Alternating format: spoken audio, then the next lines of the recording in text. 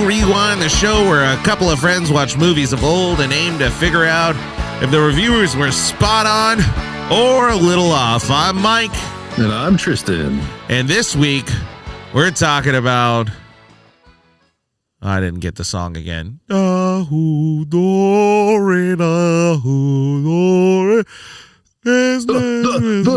Grinch.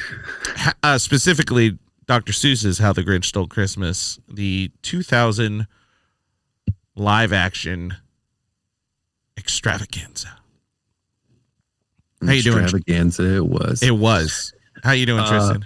I'm doing all right. I'm already recovered from whatever cold thing I had, so that's good.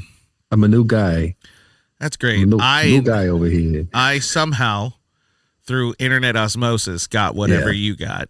I transitioned it over to you through the web, the interwebs. You know what? I've known that Google's been going downhill. I just didn't realize it was because of internet virus transmission. Yeah, it's the new 4D experience. Ugh. It's that 5G, man. It'll get you. All righty. This movie was directed by Ron Howard, produced by Brian Grazer. If you don't know who Brian Grazer is, if you ever watch a behind the scenes or like anniversary thing, he's the guy who has like his hairline is far back, but he keeps his hair real high. Yeah. Like, I feel like I described that and several listeners just went like, oh. Screenwriter. Well, Ritter? I was trying to say screenwritten by, but then it's written as Screenwriter, and I just gave up halfway through. Dr. Seuss gets a writing credit. Jeffrey Price. Peter Seaman. Distributor. Universal Pictures. Production. Imagine Entertainment. Is that Ron Howard's? I think so. Because they work together. Universal. Sorry. Brian. It is Brian and Ron's. Yeah. Yeah. When did they start it? 1982. Wow. First movie was... Oh, no. Sorry. They met in 1982 on Night Shift. And then followed up working on Splash. Now, I don't know if that was... So they started in 85. There we go. That's what happens when you just read the headlines, you know? All righty. And moving on. Rated PG for Crude Humor. Genre is kids and family, holiday, fantasy, comedy. Original language, English. Release date, November 17th, 2000. Starring Jim Carrey, Jeffrey Tambor. Tambor? Does he emphasize the bore? I always forget. I feel like he does. Christine Baranski, Bill Irwin, Molly Shannon, Taylor Momsen, and Ron Howard's brother. Budget, $123 million. Oh, is his brother the hat salesman? No, the assistant. Oh, the assistant. Got it. Yeah. Okay. Nope, actually, I do think he has a couple brothers that pop into his movies, so I actually don't know. That hat salesman could be his brother too, but I know for sure the assistant to the mayor is Ron Howard's brother. Mm-hmm. He's also the Howard sibling that always ends up in Adam Sandler movies somehow. Oh yeah, for whatever reason. Alrighty, $123 million budget, grossed in the U.S. $261 million, and worldwide $347 million or so. So it did pretty good. It at least made its budget and then some. So I guess that would be considered a success. I don't know how they determine these metrics, because I feel like movies that are garbage get sequels or get all that stuff. like the profit margin is very slim, and they're like, let's make another one. Mm-hmm. And then for the ones that feel like this is like a success, not that this would have a sequel in any way, shape, or form, but I mean, it has sometimes like a negative effect, even though it made the budget and then some. It doubled the budget. Yeah, which maybe means it didn't make money, because if it doubled the budget, usually the marketing budget is just as much. So, and they don't account that typically.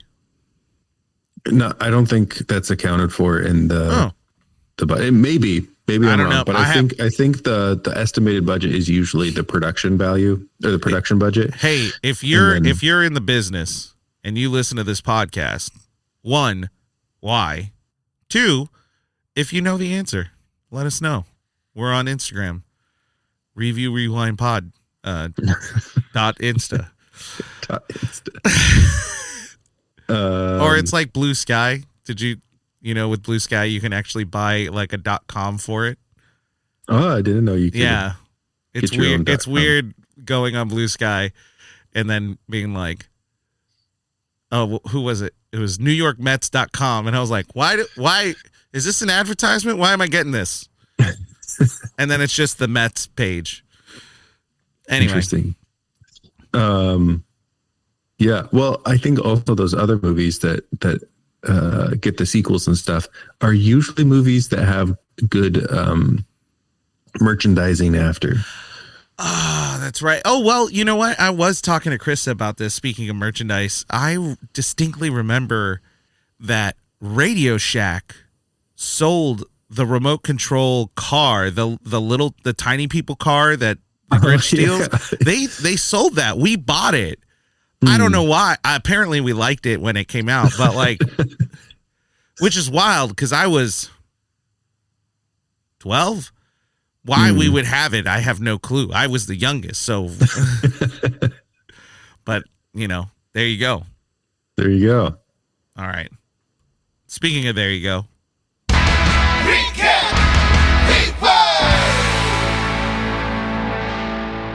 I'm going to go ahead and give myself a -1 on that one. That was a terrible transition. I lose points. Now we transition into the segment we like to call the Recap Rewind, where we take it back and let you know what this movie's all about. I pulled that right out of my ass. I don't know. Here we go. I don't have any music for this. I really should have done something, but it is what it is. I'm sick. I'm sick, guys. All right. You've heard this tale at least once or twice of a Whoville Grinch who wasn't very nice. And the tale of a holiday in December is a must. The story from a doctor of a stolen Christmas. But what if I told you we've got it all wrong? From the story and the plot, and even that one song.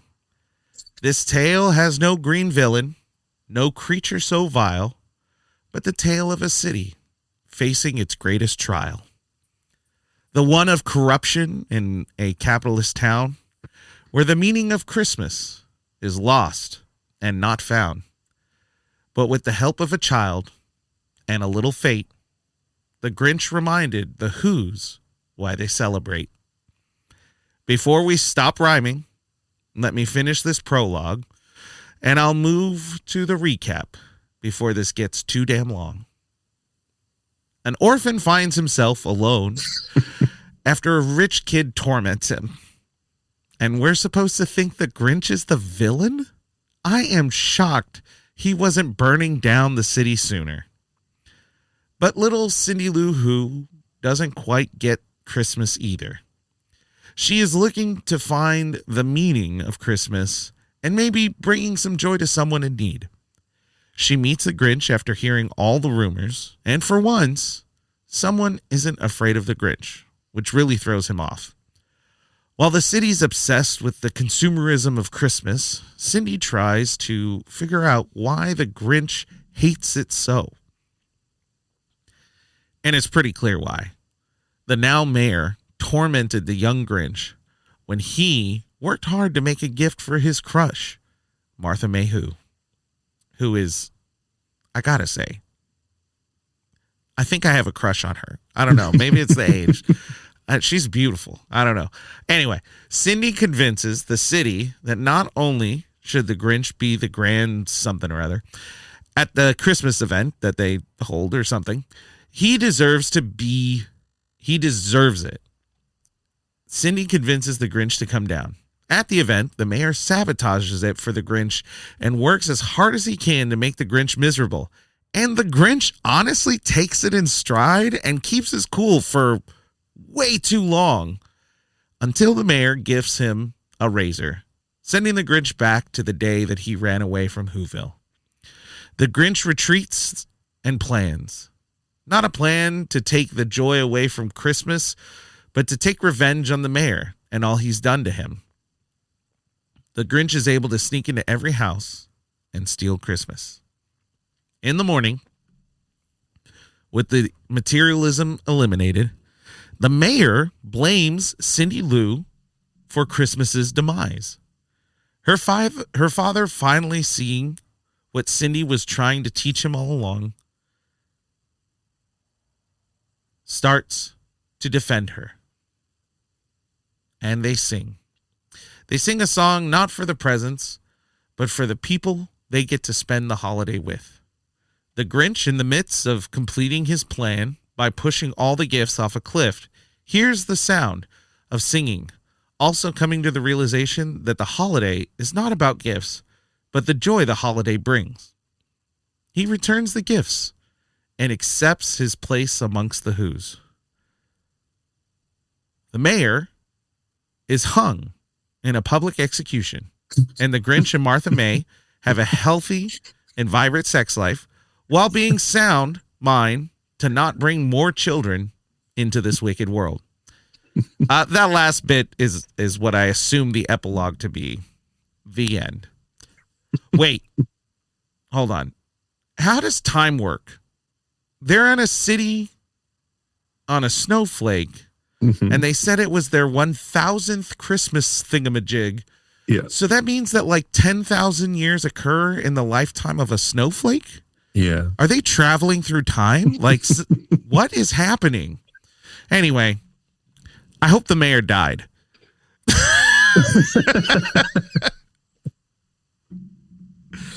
Yeah. The story is basically everyone is trying to figure out what Christmas is about except for the mayor. Yeah, because Christmas is about him. Yeah. He's a bad man. I think he's the Grinch. Oh. I actually think he is the Grinch. I think that the green guy is only responding to what society is putting upon him. And to be perfectly frank, he adjusted pretty well. Like, if playing practical jokes and just being kind of a curmudgeon is the full extent of being banished by humiliation, he's holding up pretty well. Yeah. Like, you know, needs a little antidepressant or something, but like he's doing pretty good. He's got a dog. The dog looks healthy. The long ears, I don't know if that's healthy, but he otherwise looks healthy. I don't know. Anyway, getting outside of this, the older I get, somehow the more I like this movie.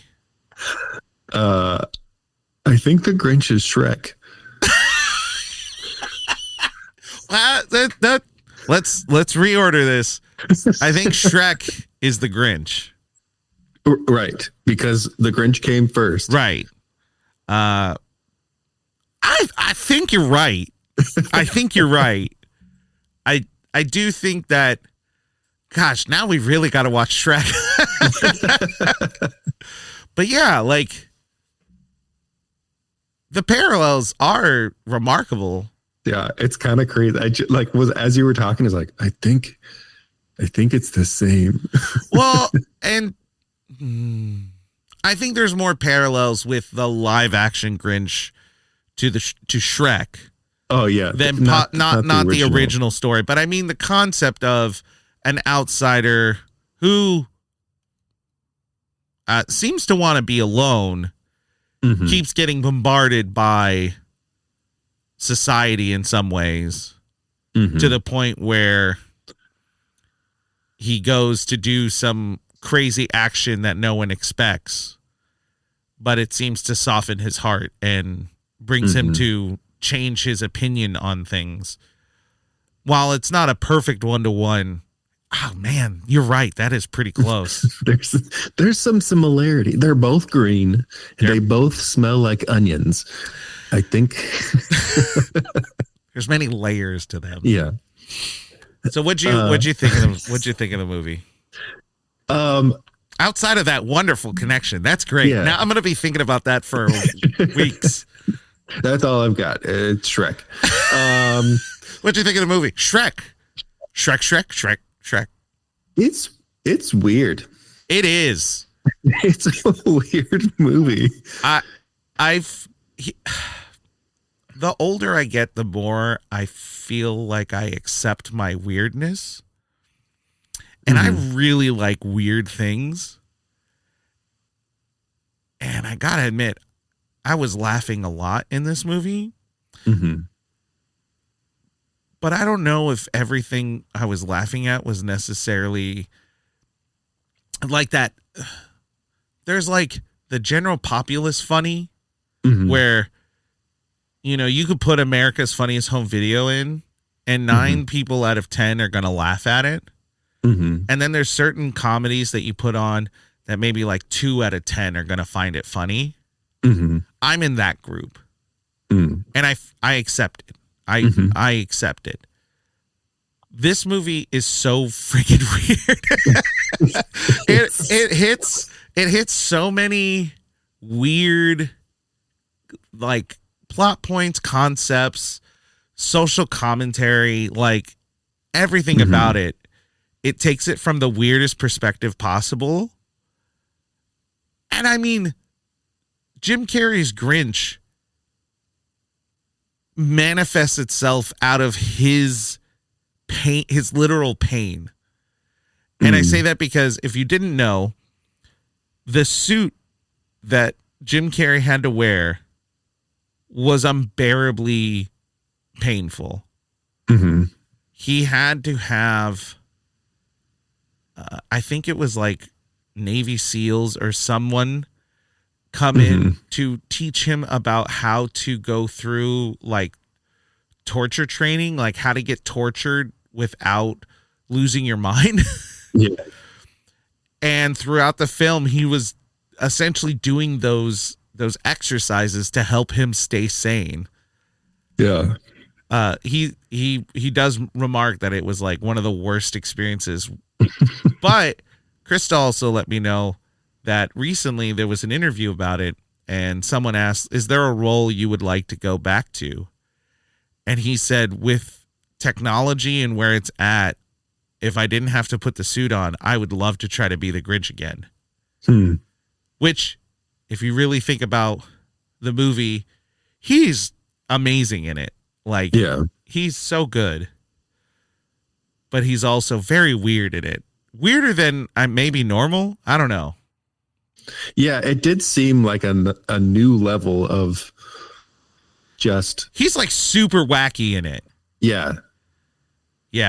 But the plot itself is kind of... so you have this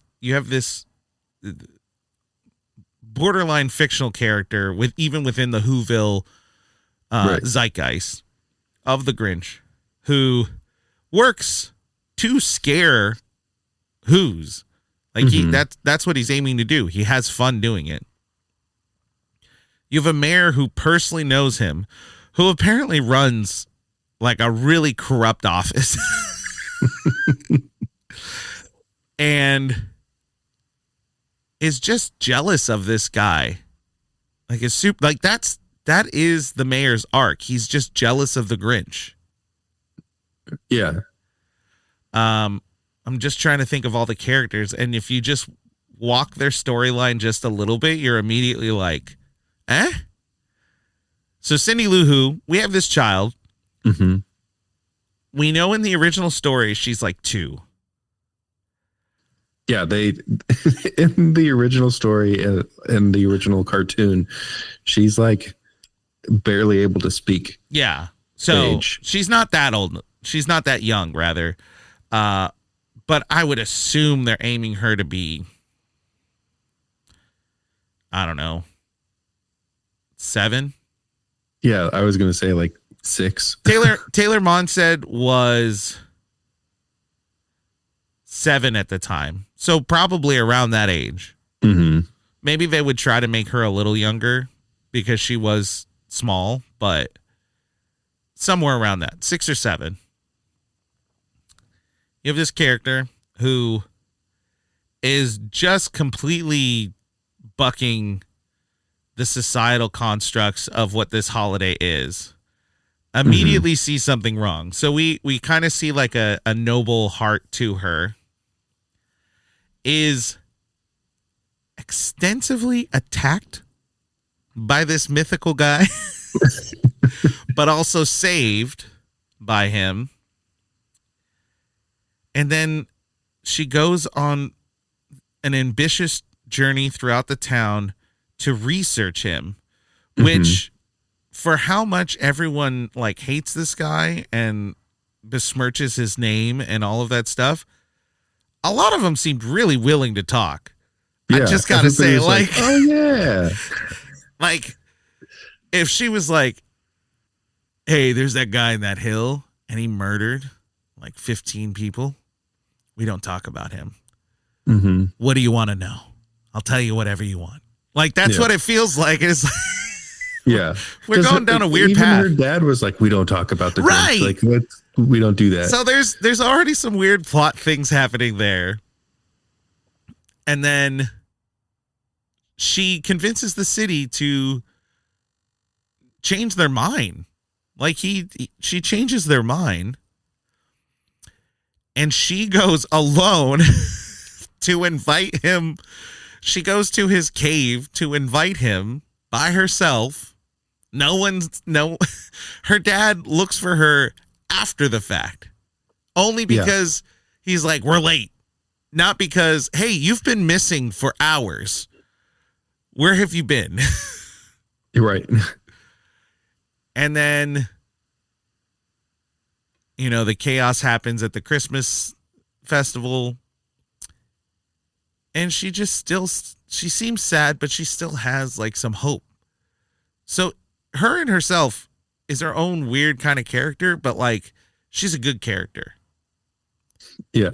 Her parents, on the other hand, are awful until the end. Like her dad's a little, but they're both, materialist, whatever it might be.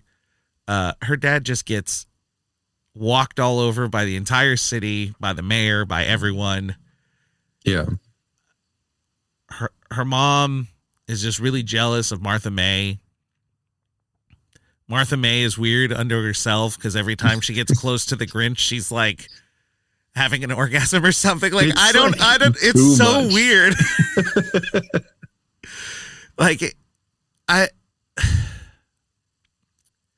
It's one thing to tell the actor to say, hey, be attracted to this guy.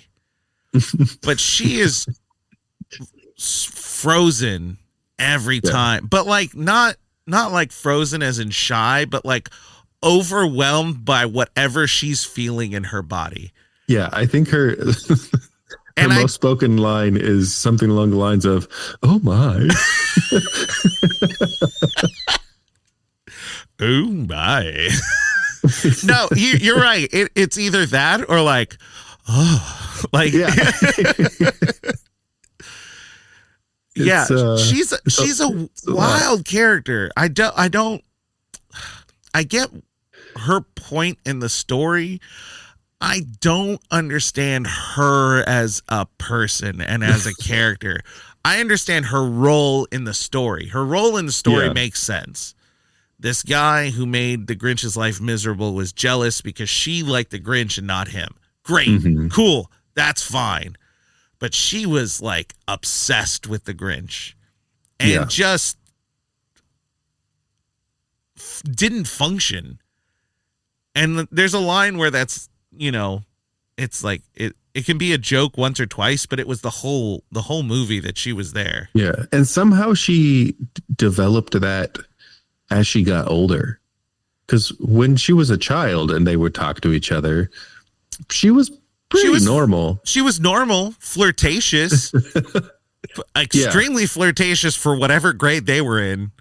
Like if I was a teacher, I'd be like, hey, cut that out. Cool it, guys. Yeah. I'd say get a room, but I don't think that's allowed either. Let's just calm down. All right. The absence makes the heart grow fonder, I guess.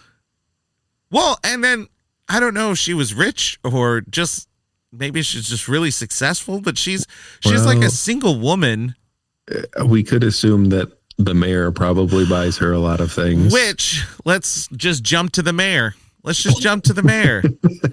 This corrupt one,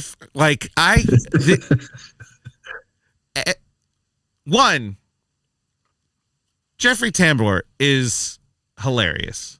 He's so funny, but somehow he plays that corrupt politician so well. Mm-hmm. It has a little bit of his character in Arrested Development. Yeah. But also there's just something to it where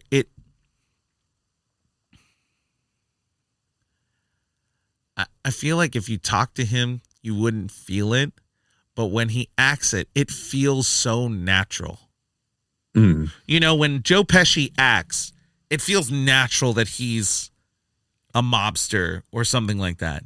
Mm-hmm. When Robert De Niro does it, very natural. When Jeffrey Tambor plays a corrupt politician, you're just like, this dude's a corrupt politician. Yeah. I don't see him any other way. Mm-hmm. Or, we kind of talked about it with Home Alone. I'm blanking on her name. His mom. Oh yeah. Catherine. Nope. Han? Nope. No. Are you sure? I think you're right. Maybe. I think you're right. Why did we just forget? No. We're both sick. It's fine. We got the brain fog. Yeah. O'Hara. Catherine O'Hara. There it is. Catherine is someone else. Agatha. Yeah, that's it. She plays those eccentric characters it's so insanely well. But then you see her play a normal character, and you're like, oh, she's just a normal person. She's just a really good actor. Yeah. And I think that's true of Jeffrey Tambor too. Like, I'm sure he's just a normal guy, but he's just a great actor that he plays those characters really well. So it's really believable, one, that he's a corrupt jerk. But then two, throughout the movie, they just write in these little points of evidence where it's like, oh, Whoville is run like a personal piggy bank for this guy. Yeah. Ah, so maybe you're right. Maybe she was just getting the benefit of his infatuation and all of that. But yeah, because he proposed to her and he's like, and if you say yes, you also get a new car. Paid for by the taxpayers of Whoville, which is the next bit, which I forgot about. And then I was just like, man, this guy's such a piece of crap. And then he said that line and I'm like, and he's corrupt. And he's corrupt. Yeah. And everybody was just like, yeah, you can have that car that we paid for. Yeah. He's a real piece of crap. Anyway, but he's also weird because no one. I do think that the recap, I was trying to bring about that idea that the city itself is the problem. Yeah. The Grinch is birthed. The concept of the Grinch is birthed from all the chaos that's happening in this town. Like, this town doesn't understand what being good people is. Mm-hmm. And they needed something to kind of shock their system, which, getting Christmas stolen did it. But everything about that town is so screwy. Yeah. I'm like, I wouldn't want to live there, man. Yeah. It flips if the original story is essentially from the perspective of the Who's, this movie flips that, and it's from the perspective of the Grinch. Right. We see him as like, he's problematic. Certainly problematic. He's a little arsonist, probably. But he's Johnny Knoxville. Let's just go ahead and say it. He's Johnny Knoxville. He was trying to be just a normal kid. Yeah. And like, yeah, was he the kid drawing skulls and crossbones in the corner? Of course. But who hasn't drawn a picture of Santa's sleigh getting hit by a missile? Right. And chuckled about it a little bit. Yeah. A little maniacally, but yeah, definitely. Yeah. But he's just trying to be a normal kid. Yeah. And then he gets othered by the children, led by young Mayor Mayhew. I was just realizing that. I was like, wait, what is his name? Mayhew. Yeah. They all have the same name, and it's weird. So did they? Right? Yeah, Martha May Huvier, yeah. which is a solid play on like a lot of the like 50s and 40s movies and stuff. Bouvier. But yeah, her middle name is May. So his name is May. Wait. Yeah, but then you have Lou Who, and then Betty Lou Who, and then Cindy Lou Who, and Stu Lou Who, and Drew Lou Who. Drew Lou Who. Sorry. It's okay. So, like, I don't understand the families. And Officer O'Malley. Wild. What? Is the mayor related to the Lou Who's? No. Because he's a Who. But Martha May is a Whovier. I think they're all Who's. But not Martha May. Or is it one of those things where it's like everybody is that, but it depends on what your hyphenated name is. So he's a Mayhew, which makes it weird that she's anyway, getting in a rabbit hole. The Grinch, trying to be a normal kid, gets othered, runs away, right? Becomes this mythical creature, which again, the mayor basically convinces the entire civilization of Whoville that the Grinch is the worst. It's kind of amazing that Ron Howard and the writing team was able to take a story about a genuinely unlikable character. The original Grinch is unlikable. Yeah. And then they were like, hey, what if we put a character in here who's even more unlikable? Yeah. And they nailed it. He is unlikable. Mayhew is a garbage pail of a who. I was going to say human, a Hooven. Hooven. It's a Hooven. Say it right. Mm-hmm.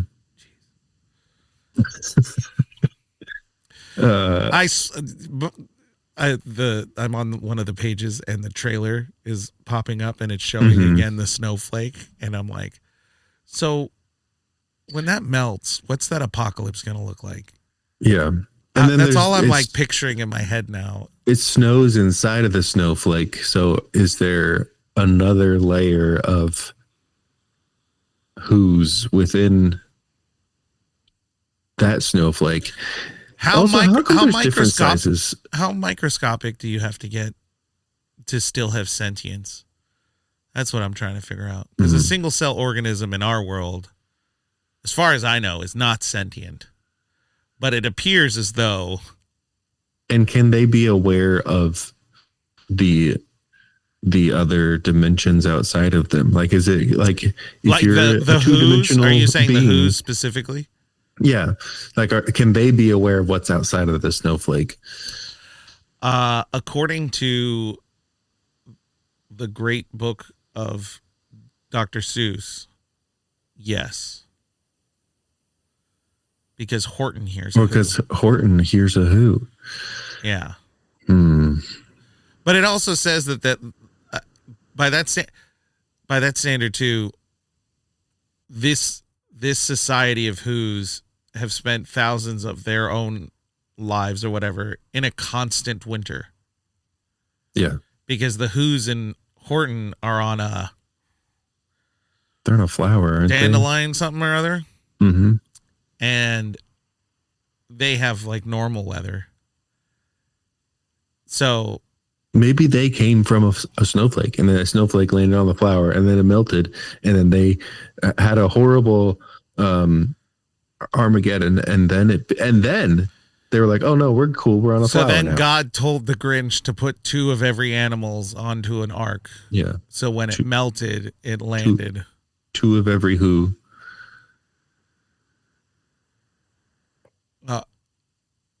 I don't know why that statement just confused the hell out of me.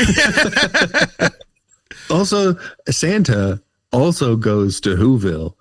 So this introduces the idea that Santa can shrink. Yeah. Like Ant-Man. Santa is Ant-Man. Yeah, but Santa's magic. Ant-Man is Santa. The Who's are in the Marvel Cinematic Universe. Yes. We've done it. We've gone so off the rails with this one. So off the rails. I don't know if I like the whole love story, love interest thing. Like, that is like, they could have had something like that, but the way that they did it just makes it weird and uncomfortable, and like it almost makes that, I mean, that really is the thing. That's the inciting incident. Yeah. Really? Yeah, it's problematic. It's problematic in a lot of ways. And I don't mean this offensively, but if you take offense to it, maybe I do mean it offensively. Ron Howard's a boomer. He's a baby boomer. And I think there is kind of like a mode of humor or whatever, because there's the scene where the Grinch comes to the festival, pops out of his whatever it is, lands on Martha with his head firmly placed in her breasts. Mm-hmm. And, you know, that's a joke. That's played as a joke. Yeah. And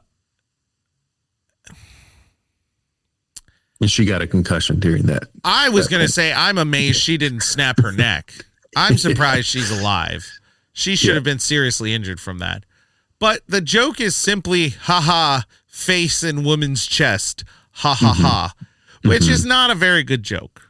Like, it's not a very good joke. And this movie, while it has many jokes that I do like, and mostly I think they're improv, a lot of the planned jokes don't really land. Mm-hmm. And anything to do with the love story, I just feel doesn't land. That's not entirely true. When she's like describing him to Cindy Lou, it's a little awkward because you're like, ma'am, you were talking to a child. You need to cut this out. Yeah. If you were getting interviewed by Real World about a guy or a person you find attractive, that's appropriate because that's an adult context. You were talking to a child, so you need to slow down a little bit. Yeah. That's my big tiff with that is the idea of her being attracted to him and the way that she's attracted to him can have some humor behind it. Just not so much in the context that she's delivering it. That's the problem. It's the context. Yeah, I didn't. There's definitely issues with that. I think unnecessary for sure. Another thing that I was like, this is kind of weird, is the fact that Cindy Lou Who, as we just decided, is like 6 or 7 years old, is somehow a 25-year-old person learning that life is difficult and hard and just got her heart broken by a boy, and like having all of those types of emotions within a 6-year-old who has had no hardship in her life.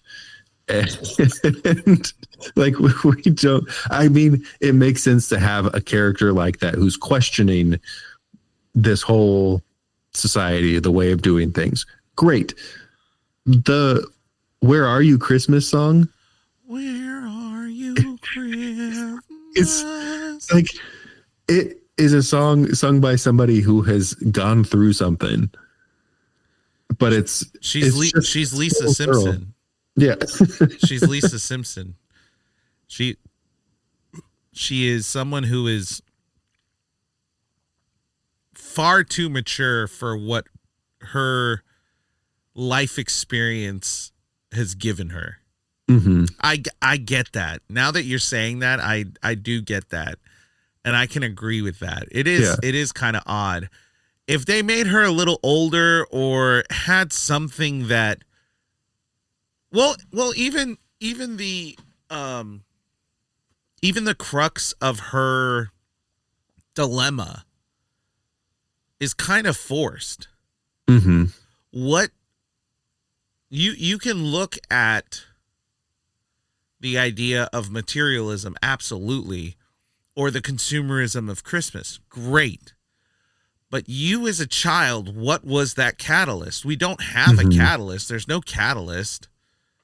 She just has those feelings. Yeah, there's no worldview that makes her question her worldview to then be like, hey guys, we're doing it wrong. Right. There wasn't like a Grandpa who was like, don't let anyone tell you otherwise. I always love you. I don't care about gifts. Mm-hmm. Gifts are the devil. You know, like there was nothing like that. You're right. Shoot. She just was or there. If there was a realization that she came to after doing the interviews with the people about the Grinch. Like if something about the Grinch's past was like, oh, yeah, we've got it all wrong. Then, or even if they had just done something with the mayor a little more, where maybe the mayor, he does his normal BS about the Grinch, and someone was like, oh, man, that mayor's so full of shit. Like, they didn't have to say that because it's a PG movie. But if they would just be like, you know, I don't know. Or if like Cindy ran into Martha and he does his whole Grinch thing and Martha's like, I don't really remember the Grinch being like that. Something to spark her finding that desire to go deeper into his story. She just kind of has it. Yeah. There's a lot of MacGuffins, a lot of just, you know, Alakazam, Wavoramium, just kind of happen. Yeah. Just so that, because I brought it up, I looked up the lyrics to that song. Oh yeah. My world is changing. I'm rearranging. Does that mean Christmas changes too? You're 6 years old. She's feeling this because she has an intense condition where her stomach and her liver actually switch places. Oh yeah. It's very painful. She is rearranging. She is in fact rearranging. Or I mean, even if she was like a a preteen going through puberty and learning. If she would have felt this, if she would have felt this going to college, Yeah. she's just graduated high school, and and she got accepted to college, and it's far away, and she's not sure of it, and she had to break up with her boyfriend because he doesn't want long distance relationships because he's the mayor's son or nephew or something. Did I just come up with a sequel to the Grinch?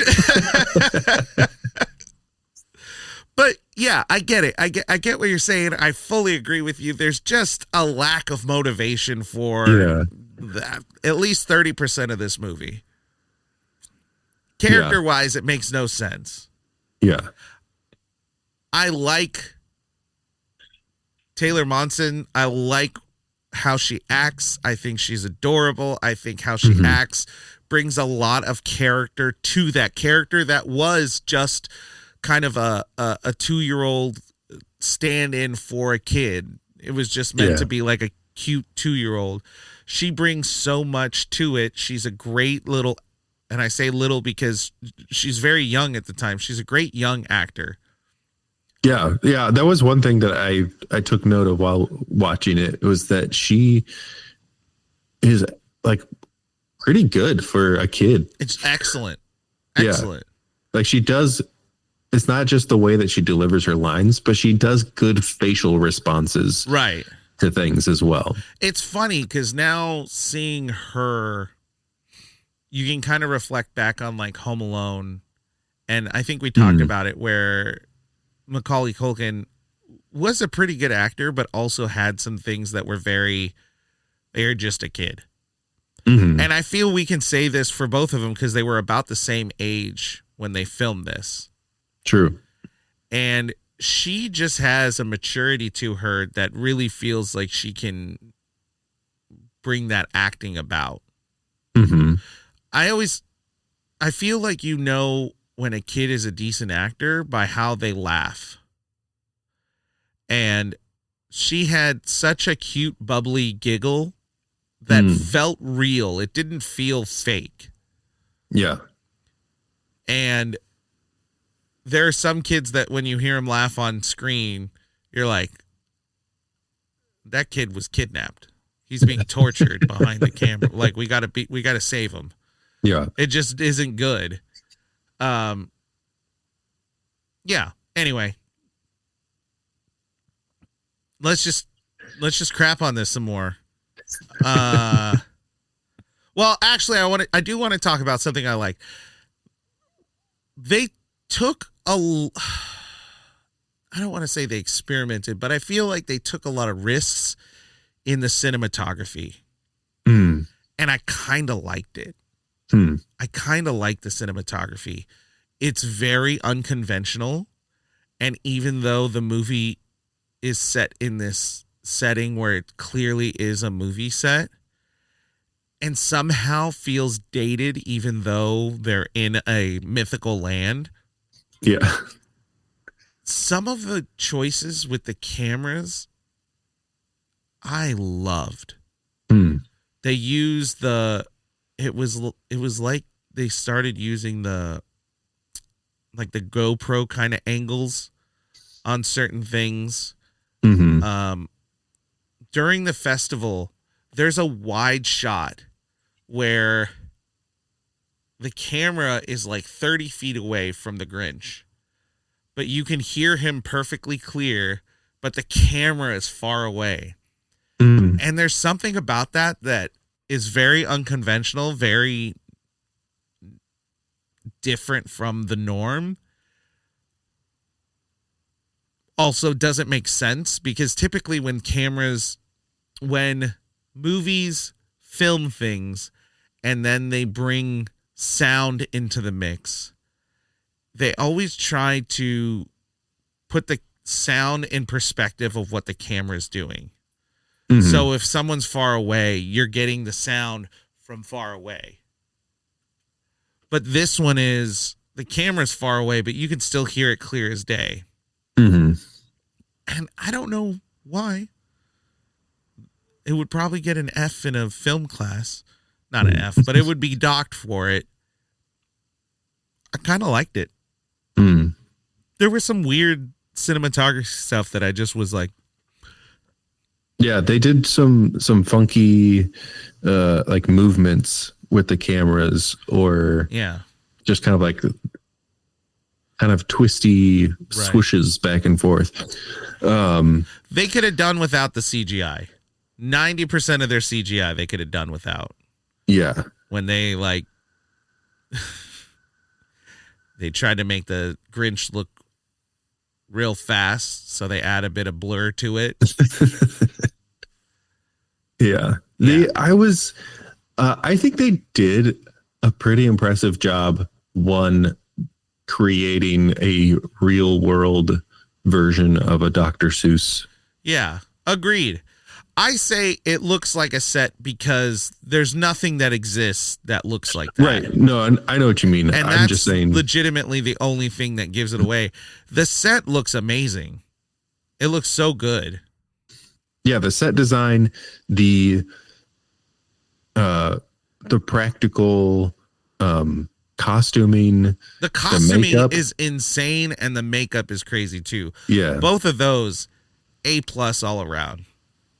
Yeah. And the fact that like the majority of the stuff that they did was practical. Right. And that's almost why I would say they should have just skipped on some of the CGI, because they did so well with the practical stuff. Just stick to it. Yeah. Yeah. Yeah. There was a lot of good stuff in just the movie making aspect of it. Yeah, absolutely. It's still one of the more fun. Is it fantasy? Yeah, fantasy movies. It really treks down a road that a lot of other fantasy worlds don't necessarily do, because you have like futuristic movies that the buildings and everything are CGI. You have the classic fantasy, which is, Lord of the Rings and whatever, but a lot of that is based on medieval stuff as far as set design. And this is one of the times that we're faced with a world that really was at least introduced to us through the books, but never really physically embodied. Yeah. And they really took a big swing on it, and I think they hit it out of the park as far as set design, building a world that is very believable. Like, there's no point in the movie where it just doesn't feel like this big fantasy Whoville place. Yeah, sometimes with those, you get the character, like you look at the actors and you're like, that's just a human being in makeup. And in this one, the way that they blended the prosthetic nose lip situation into the face, like it is a little bit uncanny, but it works really well. Works super well. And then you could tell, like with the little kids, they didn't put as much like of that makeup on them, but they just gave them the bigger teeth, and they like did certain things to make them look different, right, and more Who-like, without putting the kids through as much. Which is a prosthetic. Which is a funny thing to think about, because then it's when the Who visual facial construct seems to be a puberty thing. Yeah. your upper lip and nose just kind of grow into each other. You start to grow hair, and then you get this little right there. Yeah. Which they did make a line of like, she hasn't even grown into her nose or something. Right. So there definitely is that. Which is funny, because I feel like I've read a lot of Dr. Seuss, but also I don't really have much of it stuck in my head, because I don't think there's ever a point in the book mythology where that is expressed. I don't think so. I don't think there's ever the clear connection between humanoid and who. And I think because this movie is dealing with human actors, they were like, oh, let's just make a joke of it. Yeah. Because it justifies us not putting makeup on kids. In the, especially when we're torturing our lead actor. And the kid who played the Grinch was he was 18 at the time. So he was an adult. Oh, yeah. But that must have been miserable. That must have been pretty bad. The in the books, they're much more animal-like. Yeah. In characteristics. So this was kind of blending the two together. Right. But anyway, I think they did a pretty great job with that. Yeah, I think as far as the makeup goes, it really is an accomplishment that one, they were able to do so many people, to put the makeup on so many people. One, that is an accomplishment to itself. But then two, to have a pretty seamless world building where you look at the Who's, and there is a little bit of that of, oh, there's something different. Mm-hmm. They're not necessarily human, whatever it may be. And that was really believable. They did a really good job with that. And it didn't take a whole lot. It just took some fashion, some interesting hairdos, and then that makeup right up front. Mm-hmm. And they nailed it. They did, yeah. I think this movie's too long. Yes.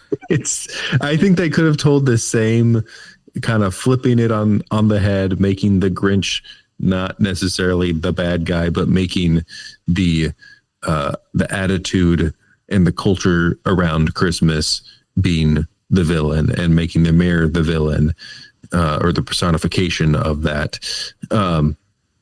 It's just too long. I think they lingered on. And you know what's crazy? It's an hour and 44. It's not a long movie. It's not a long movie, but you're right. Somehow, I thought it was like a 2-hour movie, like 2+ hour movie. But when it finished, I was like, oh, it's only an hour. What? At that point. Yeah, I thought it was 2 hours as well. Even when I was watching it, I was like, this movie's like 2 hours long. I must have been rounding up. But there's certain parts I think they linger on too long. There's certain parts I think his backstory was really long. Yeah. I feel like they could have told that maybe 3 or 4 minutes shorter. Yeah. I think they could have told the same thing, just those old women, those old Hoovens. No child should have been with them. There has one, completely unaware of the world around them. 2, quite possibly big substance abuse problem. And then they just lose a kid after they bring him in. Uh-huh. And they don't go, hey, let's find him. That's our kid. That's our kid. No, they let him go. And what a wild character to bring into it. They do say like, and that was the last time we saw him, or something like. Right, but that's my point. They just there's no point where they're like, we tried to go find him, and he said no, so we left him up on the mountain. But we sent him cookies every day. Like, there could have been something. There could have been something, and there was nothing. They were very funny though, but yeah. Yeah. Clint Howard. That's his brother's name. Oh, yeah. Thanks for that. What a callback. I looked at the cast, and it looked like he had put a lot of his family into this. There's Jeremy Howard. There's Rance Howard. Bryce Dallas had a... was she in the classroom? She must have been. Well, Do we just call her Bryce? Is it Bryce Dallas Howard? What do we call her? Bryce Houston Howard. Oh, yes. Oh, she was in it too? That's so funny. There's a Cheryl Howard who might be his wife. Ron really did just bring in his whole family. Yeah, his wife was an extra. Surprised who? Surprised when? There's a lot of surprise. Yeah. Well, so it looks like you know who is the best character? Anthony Hopkins. The narrator. The narrator. He did a great job. He just has such a fun voice. Frank Welker was the voice of the dog. Okay. I'm so glad you said that because now I can put my nerdiness into action. Go for it. If you didn't know, Frank Welker is the original voice of Fred from Scooby-Doo. Yes. One of the things that he did to keep working was he became the go-to guy for whenever an animal needed to be voiced. Mm-hmm. So have you ever seen... Because he's also the voice of Scooby-Doo. He wasn't. He wasn't but originally. He became the voice. In some of the movies, he is. Yeah. Now, have you ever seen Teenage Mutant Ninja Turtles 2, Secret of the Ooze? Yes. He is the two monsters. Oh, Mama? I can't remember their names. Yeah. Yeah. He is those. He is them. That's funny. If you've ever seen Futurama, he is...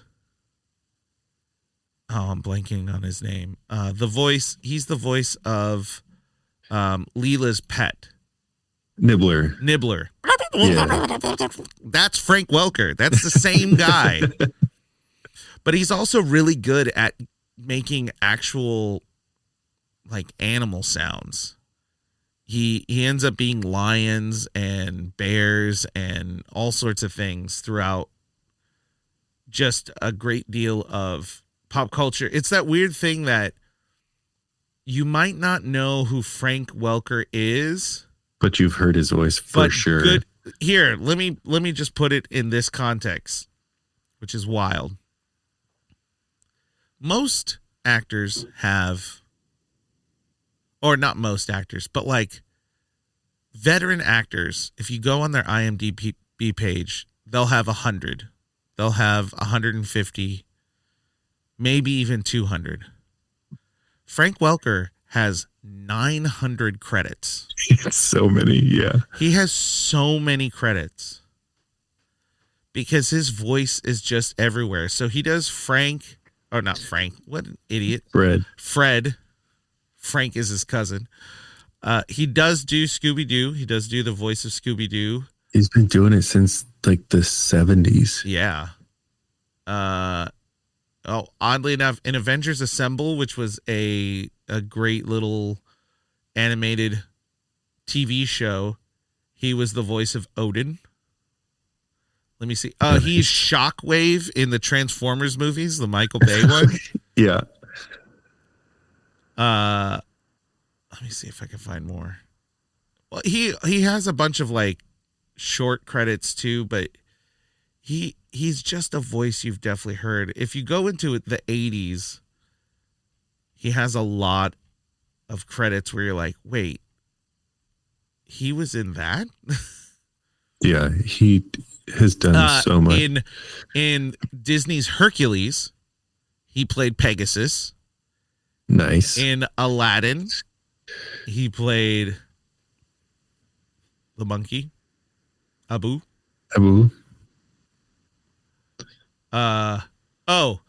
If you've ever watched the classic 1995 Mortal Kombat, he plays Reptile and Shao Kahn.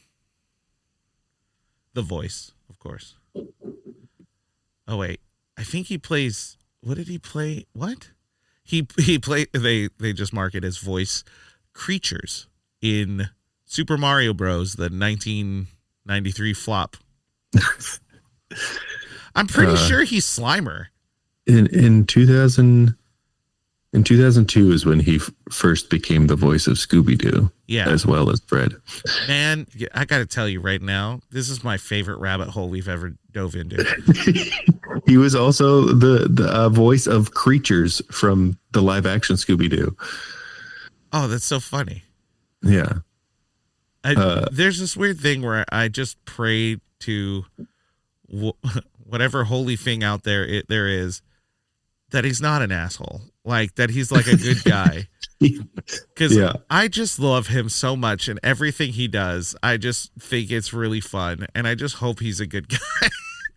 Because if he's a bad guy, that really ruins like my entire everything. Childhood.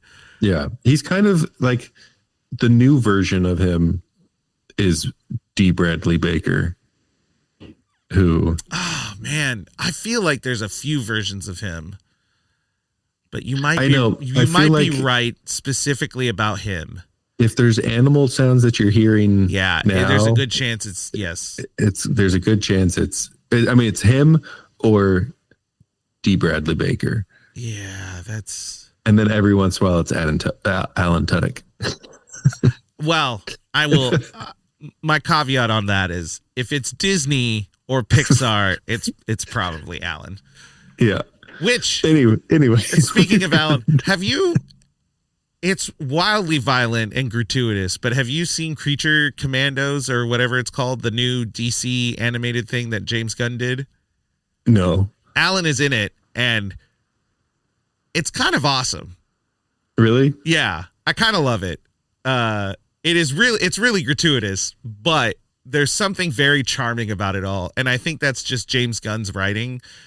He's kind of he can take these things that are either really violent or really against the norm, like that would make you feel really uncomfortable, and puts a humor on it that you probably couldn't find otherwise. Because there's a lot of things in this that I'm normally like, this is horrific, but as I'm watching this show, I'm like, that's great. But anyway, Alan plays two characters. One is a guy who's like radioactive and always on fire. And it's very funny. And then two, a robot whose sole purpose in life is to kill Nazis. And I got to tell you, no greater purpose in life than to kill Nazis. Anyway, back to the point. Back to the Grinch. Is there a character you liked? Like, I got to say, hands down, Jim Carrey did an outstanding job. He's insanely funny. Everything that I thought was really, really funny had to have been ad-libbed from Jim Carrey. Yeah. He's so good in it. He's so crazy good. Yeah, I agree. I think what he did was really great. I think similar to my thoughts of the movie felt too long is some of the scenes with him. It felt like it was like, okay, let's move on. What he's doing is hilarious, but let's move on. It's legitimately, it feels as though Ron should have said cut, but instead said one more. Yeah. And they're just letting it happen. Honest to goodness, I don't really know if I know that many Ron Howard movies. I don't know if that's a normal thing for him, but it feels... Here's an interesting thought. Go for it. We're both older. We're both in our 30s. We both grew up kind of around the same time. And we grew up in the era of, rather than writing out a script and developing a movie, you get a plot and then you let people improv. Kind of made famous by Will Ferrell. Not that he was necessarily the one directing it all, but he had a part in a lot of that. I feel like movies like Old School, maybe even Zoolander, they let people improv a lot. Anchorman is almost entirely improv. Yeah. There's a plot, but everything is just, let's just do jokes. Yeah. I feel like this movie may have been the start of that.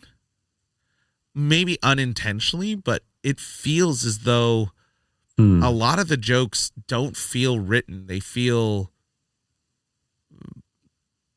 ad-libbed. Yeah, like the actor knows who the character is and kind of goes with it. And Because I was even thinking of another Jim Carrey movie, Liar Liar. And while he is, a very fun actor, it seems as though a lot of those jokes are written. From the bloopers, it seems like there's very little ad-lib. Maybe there's ad-lib in delivery, but there's not ad-lib in the lines. Yeah. Man, watching this movie, it doesn't feel like a lot of his stuff is written.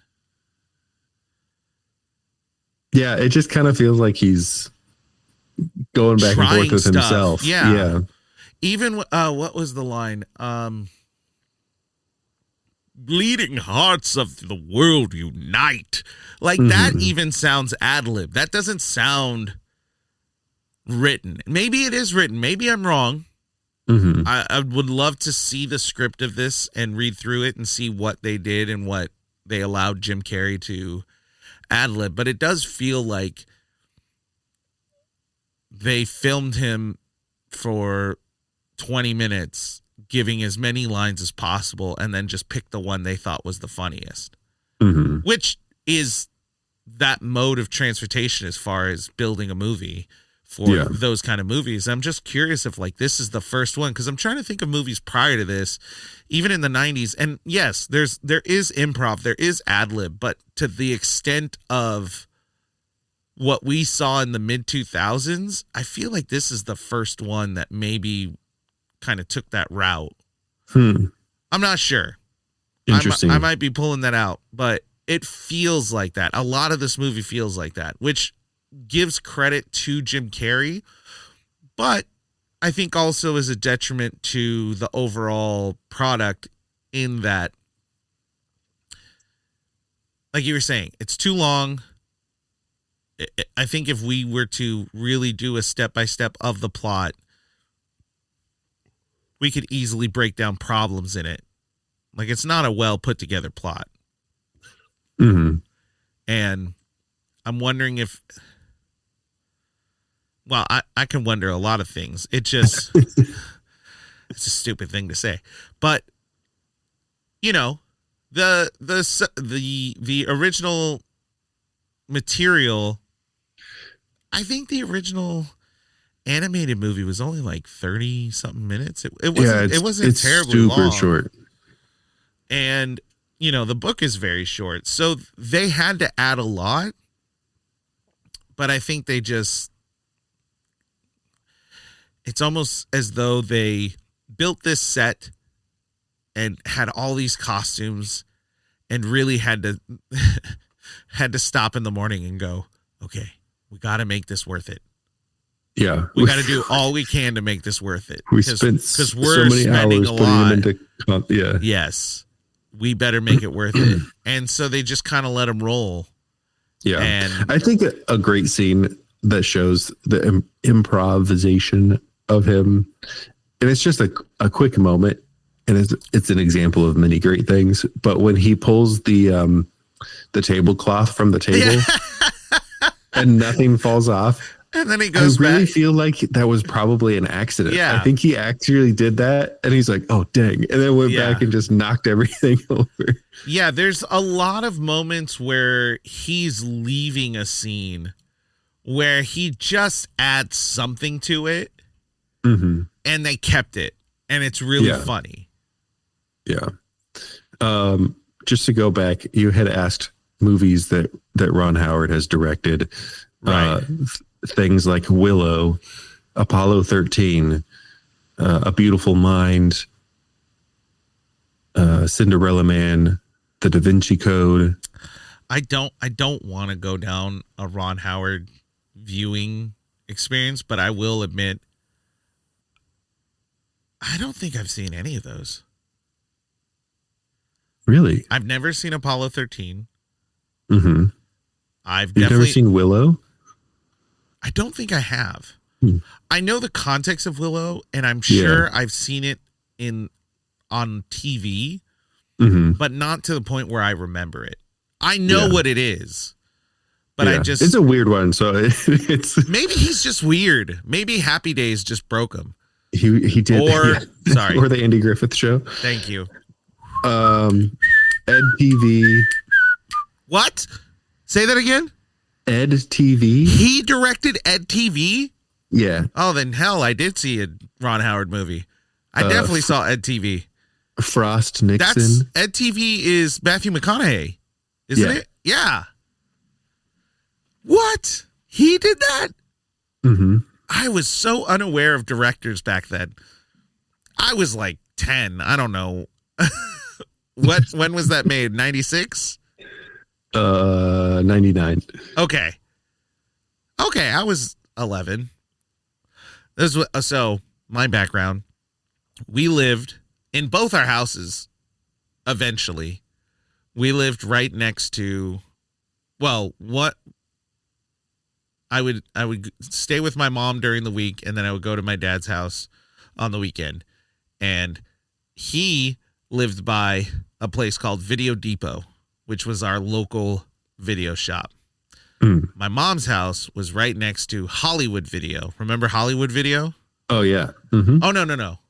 We were next to a Blockbuster Video. Hollywood Video was in the next town over, and my mom liked that one more, but they didn't have video games. Oh. Lame. And I would just ride my bike. I don't know how this was allowed. The last of the latchkey kids, because I would just ride my bike when I was like 10 to the video store. I'd have $1 and some change for tax, and I would just peruse the movies for what felt like hours, but it was probably an hour. I would look at every single movie, and then I tell this to my psychiatrist, and I'm like, I think I have ADHD. And they're like, I don't know. And then I tell them this story, and they're like, yeah, you have ADHD. But I would look at every single one, and I kept going back to the cover of Ed TV. And I couldn't check it out until I was 13. But I did check it out, and I watched it. And I think it was all right. I think I only saw it once. That's funny. That's really long drawn out, but is that the cover of Matthew McConaughey like laying on the bed with his eyes really wide? I kept seeing it, and I'm like, what's up with this guy? And then I would like grab the VHS, and I would turn it around, and it would have the little plot synopsis. And I go, oh, that's really interesting. And then I put it back, and then I go through whatever. I don't know. Matthew McConaughey's a good looking guy. I don't know, man. Love it. I will tell you, the other cover I always did, but I never, ever watched it until I was older, was Silence of the Lambs. Oh. That poster, the cover of that, is so interesting, but it is also like melded in my head of being very creepy, because it is. Yeah. It's a skull that's on a moth, but all the features are people. And it's just, there's such a creepiness to it. And the movie itself is creepy. Maybe we'll watch it because, like, it is genuinely an interesting film, but it's creepy. Anyway. I think a long time ago, you asked me who my favorite character was. Getting us back on track here. Oh, yeah. And I think Cindy Lou is probably my she's favorite. So sweet. She's so sweet. I think she did a great job. Yeah. And I think Jim Carrey did a great job. I think it's really funny. Main people. It's really funny. Yeah. When we started this, I was like, this is going to be a 20-minute episode. This is going to suck. We've been doing this for an hour and 20 minutes. Well, we've also gone on a lot of tangents. Yeah. So Anyway. if you were to cut out all of the tangents, we'd probably have a 20-minute episode. I'm not. Anyway, yes. Cindy Lou's great. She's wonderful. Mm-hmm. The actor herself has gone like the complete opposite of it. I don't think she's a bad person in any way, shape, or form, but she's like the opposite of the like sweet, cute. Oh, yeah. Yeah. Her band is opening for AC/DC, which rad. Cool. That's cool. Anyway. Yeah. Quotes. This has I will say, of all its flaws, being quotable is not one of them. This is a dang quotable movie. Any calls? You have no new messages. Odd. Better check the outgoing. If you utter so much as a syllable, I'll hunt you down and gut you like a fish. If you'd like to fax me, press the star key. I'm pretty sure there was a while in my life where I would say something and like, but if you'd like to fax me, press the star key. Oh man. The whole scene where he's trying on clothes is very like just his delivery of everything. When he gets the lederhosen on and he's like, ooh, that's it. I'm not going. Yeah.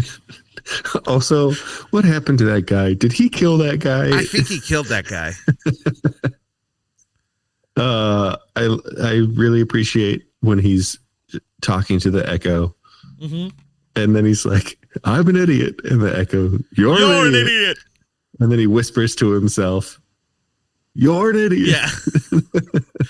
I'm going to talk really quiet because by the time it gets to the walls and reverberates back to me, I won't be able to hear it. You're an idiot. Yeah. That's good. When he goes through his calendar, the nerves of those who inviting me down there on such short notice, even if I wanted to go, my schedule wouldn't allow it. 4 o'clock, wallow in self-pity. 4:30, stare into the abyss. 5 o'clock, solve world hunger. Tell no one. 5:30, jazzercise. 6:30, dinner with me. I can't cancel that again. 7, wrestle with my self-loathing. I'm booked. Like everything about that. Oh, wait. Of course, if I bump self-loathing to 9, I could still be done in time to lay in bed, stare at the ceiling, and slip slowly into madness. But what would I wear? What would I wear? When he's in like the sleigh first getting taken off and they're going down the hill and it's like spinning around. We're gonna die. We're gonna die. I'm gonna throw up and then I'm gonna die. Mommy, tell it to stop. And then screams and then, phew, I almost lost my cool there. I can't. Even though it could have well been written, I can't imagine that was written. No. It feels like that was just a take he did and nailed it.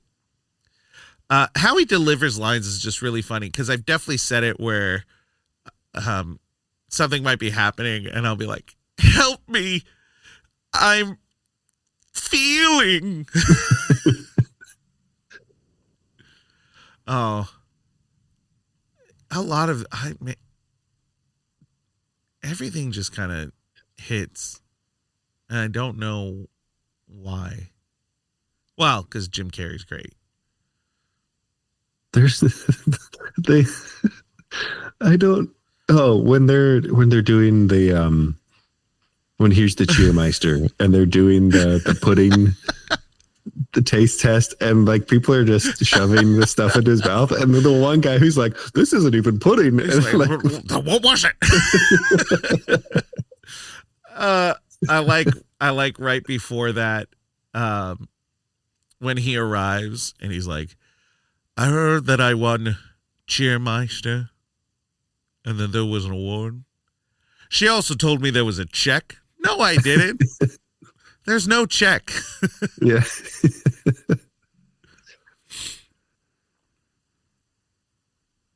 Yeah, there's some good ones.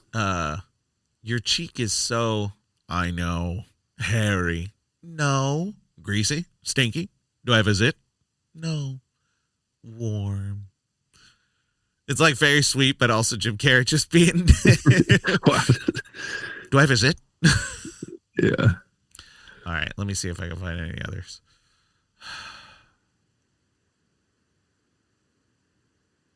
No, I don't know. I'm trying to think what the line was. When he leaves.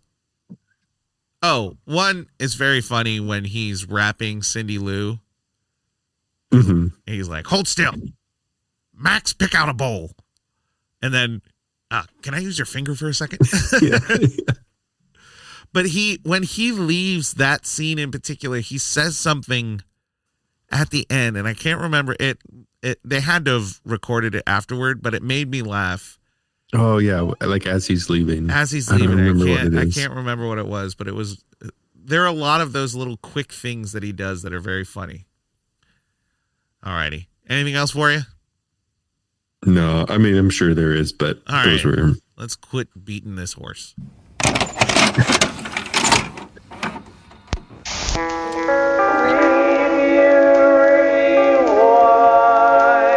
And now it's time for the Review Rewind, where we take a look at a positive review and a negative review, and we see where we fall.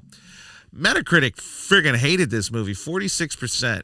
Rotten Tomato also did not like this movie, 49%. The Rotten Tomato audiences also didn't really care for the movie, 58%. And IMDb felt it was all right, 6.3. All right, what do you give it? Oh, no. Sorry. Can you read the first one? I skipped the whole section. The Boston Globe gave it a 100, saying, with Carrey hitting a career peak, this Grinch doesn't steal Christmas.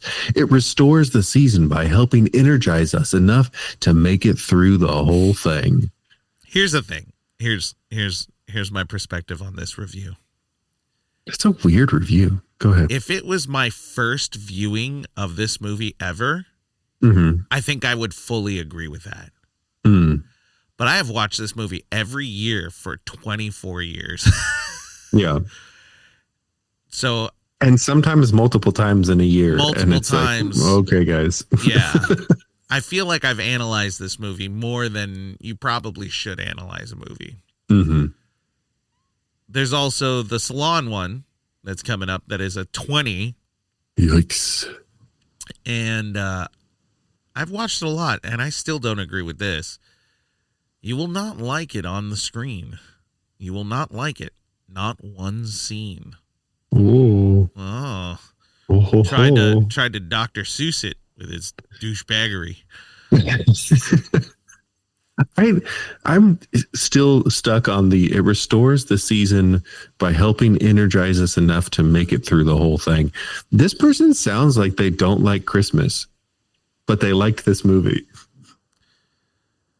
Jim Carrey seems to honestly be on meth sometimes during this movie, and I feel like this person's just like, I would really like to take meth during Christmas.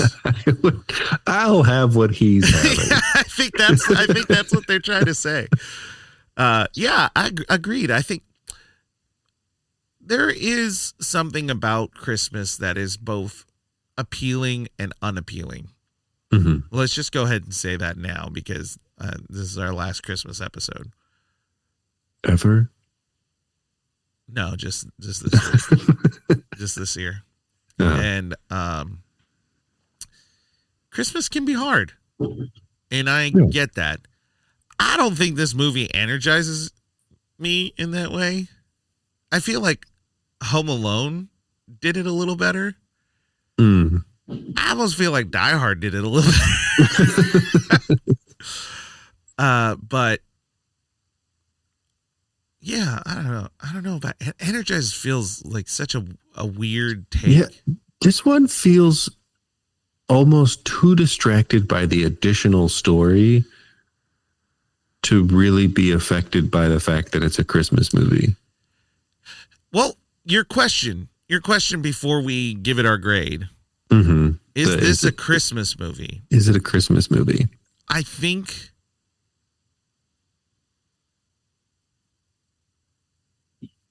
like 40 minutes of it is a Christmas movie.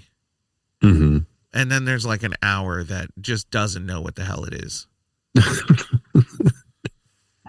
I mean, it's a land where it's basically perpetually Christmas. Right. That's what. And I'm wondering if their like year is like 3 months. So they could have 1,000 Christmases in the span of. It's something crazy, that's for sure. Do they judge their time by how much the snowflake turns, or is it also by daylight? Because wouldn't daylight just run crazy amounts? No, they have nighttime. But it would be sunny for like. But there's no rotation. There's no predictable rotation of the snowflake.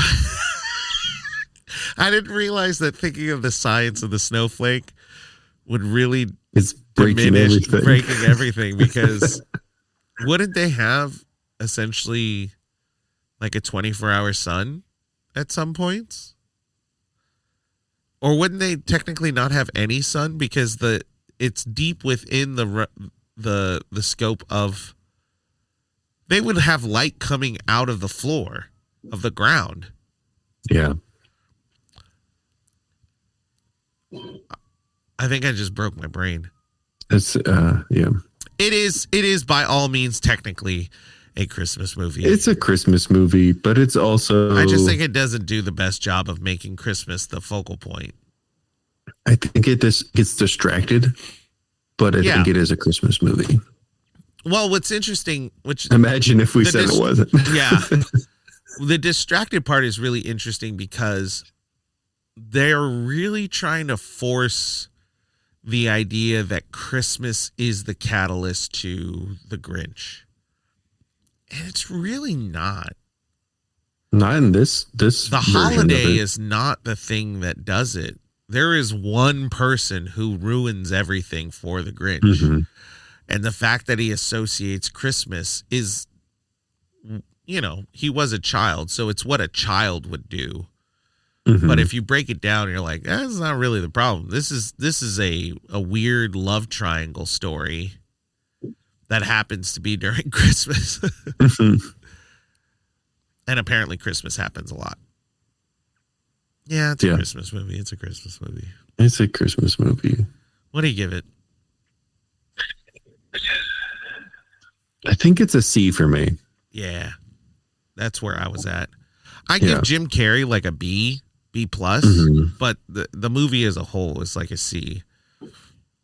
Mostly because even after watching it so many times, there's still so much in this movie that doesn't make any sense. And I can't justify it any other way. Like Jim Carrey's acting can only take it so far. Mm-hmm. Yeah. You know what I mean? But yeah, C is solid. I feel good about that. Yeah. I think it's better than what most of these critic scores say. Critics freaking hate it. Everyone hated it. I don't feel like it was like. I don't feel like it was that bad, but I also am willing to say it wasn't that as good as. It's worth watching once a year, but I don't want to watch it outside of that context of when we watch it. Mm-hmm. It's definitely a Christmas movie in the sense of you can only watch this movie during Christmas. Yeah, I would never want to watch this any other time than December. What is it?